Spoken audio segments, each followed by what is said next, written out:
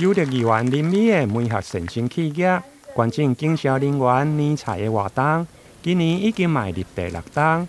过去有的原理出身的粉叶金属公司的杜明正爸仔囝，连续5档慷慨解囊，捐赠超过2000多份的年菜。今年则是由美德兴国际公司因为事业发展回馈乡里，今年总共捐赠600份的年菜。希望带动更多省亲企业共同来响应。每一年我们都会就像过年前都站在这边，那我们都很多企业就是关心也同时感谢我们就是锦义消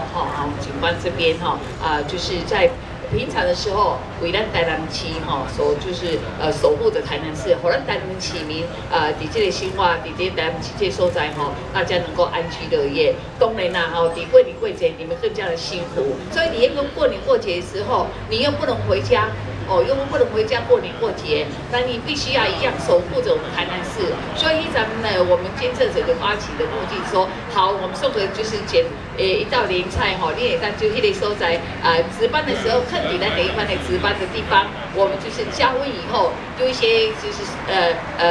蔬菜也好啦，火锅料也好，你这个热腾腾的热腾腾的一个年菜啦当然只要咱小五一楼赶快所以过年过节的时阵希望在这段时间。会让我能感受到咱们市民对您的感谢的心呢，这个心很好而且我们林董事长很年轻，这个来对于我们的锦义消来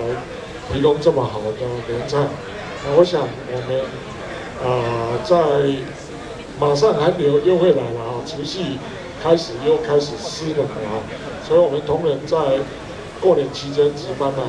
吃到这么好的这个年菜，会感觉窝心。非常感谢各位。捐赠的活动包括消防局长李明峰以及警察局第4甲第6分局的副局长，嘛拢亲自到场，并且颁发感谢状，感谢议员甲美德兴的代表。而美德兴公司的代表林小燕董事现场嘛有祝所有的警消同仁新年快乐。台南新闻林根采访报道。